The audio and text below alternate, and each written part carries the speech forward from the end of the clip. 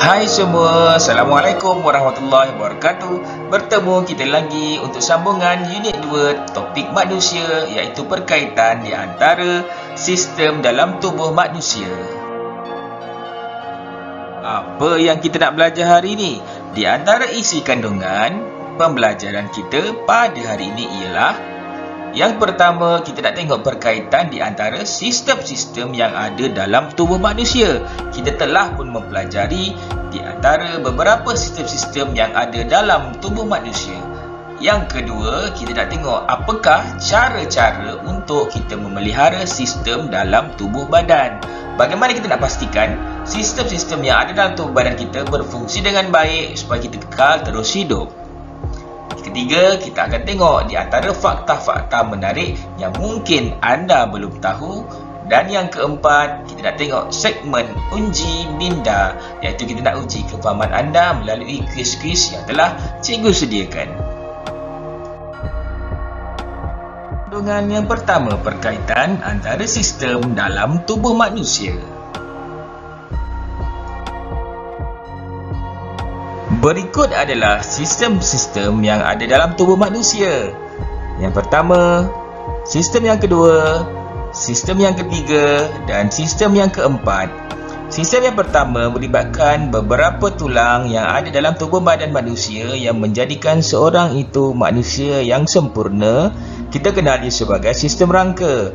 Sistem yang kedua melibatkan beberapa organ, di antaranya saluran esofagus, hati, perut, usus besar dan usus kecil. Kita kenali sebagai sistem pencernaan.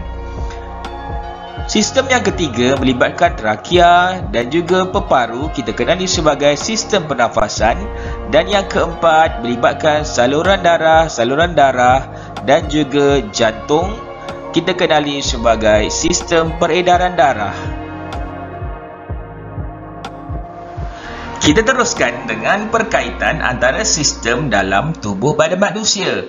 Dimulakan dengan sistem pernafasan, di mana peparu akan membekalkan oksigen ke salur darah, manakala sistem peredaran darah yang ada akan membantu dalam menyingkirkan karbon dioksida. Sistem peredaran darah akan mengangkut darah yang dipam di dalam salur darah menggunakan peparu ke seluruh badan dan akan ke sistem pencernaan. Dari sistem pencernaan pula, nutrien-nutrien akan dibekalkan untuk membuatkan segala organ-organ yang ada di dalam badan berfungsi dengan baik. Makanan yang masuk akan dibekalkan ke seluruh badan melalui sistem peredaran darah. Melalui sistem peredaran darah, oksigen dan nutrien juga akan dibawa untuk membantu dalam tumbesaran tulang. Tulang-tulang akan dibantu tumbesarannya melalui zat-zat seperti kalsium yang diserap dalam badan melalui sistem pencernaan. Sistem rangka juga berfungsi sebagai sistem pertahanan ataupun perlindungan bagi organ-organ dalaman yang lembut seperti peparu, jantung dan juga hati. Jom kita lihat apakah yang akan berlaku jika berlaku kemalangan kepada seseorang manusia itu. Yang pertama, kita lihat apa yang akan berlaku apabila tulang kita patah. Apabila tulang kita patah, pastinya ia akan menjejaskan sistem rangka kita. Seperti dalam gambar rajah, kita lihat tulang di lengan yang patah mungkin akibat kemalangan akan mengakibatkan struktur tangan tersebut terjejas. Selepas berlakunya kepatahan tulang, pastinya tangan akan membengkak kerana aliran darah akan terganggu. Apa yang berlaku sekiranya berlaku kejadian tercekik seperti dalam gambar rajah? Yang pastinya, semasa berlaku tercekik, esofagus iaitu saluran makanan yang akan membawa ke perut akan terganggu.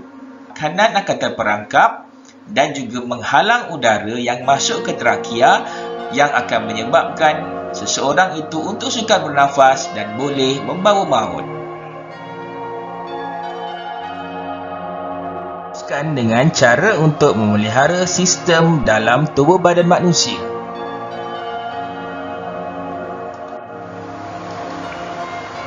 Bagaimanakah cara untuk memelihara sistem tubuh? Kita mulakan untuk sistem peredaran darah, sistem rangka, sistem pernafasan dan sistem pencernaan. Untuk sistem peredaran darah, di antara perkara yang boleh dilakukan untuk memelihara sistem peredaran darah adalah kurangkan makanan berlemak dan juga gula tinggi untuk mengelakkan penyakit berkaitan seperti penyakit jantung dan juga diabetes ataupun kencing manis. Yang kedua, kita perlulah selalu bersenam untuk memastikan tubuh berada dalam keadaan yang sihat dan juga tegap. Bagaimanakah cara untuk memelihara sistem pencernaan? Yang pertama, kita mestilah mengamalkan makanan yang kaya serat. Serat adalah satu khasiat yang ada dalam makanan yang boleh membantu dalam sistem pencernaan dan juga proses pembuangan sistem makanan daripada sistem tubuh manusia.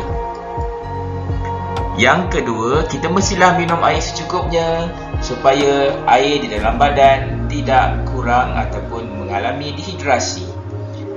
Untuk sistem rangka, kita pastilah perlu melakukan aktiviti fizikal bagi membantu tulang kita untuk kekal dalam keadaan yang baik dan juga terjaga tetapi tidak keterlaluan. Yang kedua, kita amalkan makanan yang kaya kalsium kerana kalsium adalah sumber makanan yang menjadi nutrien untuk membaiki ataupun membina sistem tulang. Yang ketiga, kita pakai alat pelindung dan juga tali pinggang keledar sebagai langkah keselamatan untuk mengelakkan kecederaan yang serius. Bagi sistem pernafasan, pastinya kita jangan merokok untuk mengelakkan sistem dalam pernafasan terjejas akibat daripada asap rokok yang mengandungi banyak bahan-bahan yang akan membahayakan kesihatan. Yang kedua, kita tinggal di persekitaran yang bersih kerana persekitaran yang bersih pastinya tidak akan mengganggu sistem pernafasan kita. Yang ketiga, kita basuh tangan dengan kerap kerana tangan menjadi satu ejen yang akan membantu dalam penyebaran penyakit-penyakit yang berkaitan dengan sistem pernafasan. Tibalah kita ke fakta-fakta yang menarik yang mungkin anda belum tahu. Jom! Apakah kolesterol? Pernah dengar tentang kolesterol? Ini adalah di antara fakta-fakta yang menarik tentang kolesterol. Kolesterol ialah sejenis lemak yang terdapat dalam darah. Ia dihasilkan oleh hati, iaitu salah satu organ dalam badan kita. Kolesterol juga terdapat dalam makanan. Kolesterol diperlukan untuk membantu otak, kulit dan organ untuk berfungsi. Dan pengambilan kolesterol berlebihan amatlah berbahaya dalam badan. Dan ia akan berlaku kepada mereka yang mengamalkan gaya hidup yang tidak sihat. Di dalam kolesterol ada kolesterol baik dan kolesterol jahat di dalam tubuh, di mana ada sebahagiannya akan memberi kebaikan kepada tubuh manusia dan akan memberi keburukan jika diambil secara berlebihan melalui makanan-makanan yang dimakan oleh seseorang individu itu. Okey, kita terus kepada fakta-fakta yang menarik berkenaan dengan darah dan salur darah. Sel darah merah mengandungi protein, iaitu hemoglobin dengan kandungan zat besi dan oksigen yang tinggi sehingga membuatkan ianya berwarna merah. Dan sel darah merah terbentuk di sumsum tulang dan akan bersirkulasi ataupun beredar dalam tubuh manusia selama 120 hari sahaja.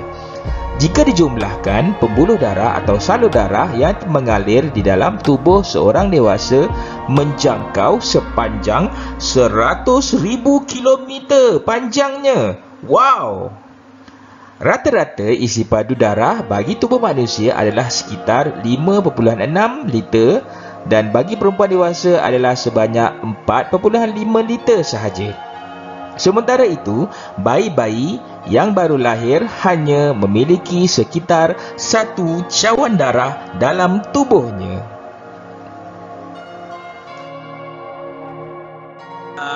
kita terus ke segmen uji minda. Jom uji kefahaman anda. Baiklah, di sini kita ada beberapa kuis dan cikgu telah letakkan kuis ini sebagai kuis online. Sila semak untuk tugasan atau kuis yang pertama di dalam Google Classroom anda, di mana di bahagian classwork cikgu telah letakkan satu assignment yang boleh dibuat berkaitan dengan topik yang kita belajar pada hari ini. Dan untuk tugasan yang kedua, kita ada kuis di pautan yang telah cikgu berikan mengikut alamat seperti yang tertera. Selamat menjawab. Okey, itu sahaja yang kita dapat sampaikan untuk kali ini. Cikgu harap apa yang disampaikan pada hari ini akan memberi manfaat dan ilmu pengetahuan yang berguna untuk kamu gunakan di masa yang akan datang. Selamat belajar dan selamat mencuba, dan kita jumpa lagi. Assalamualaikum warahmatullahi wabarakatuh. Bye-bye.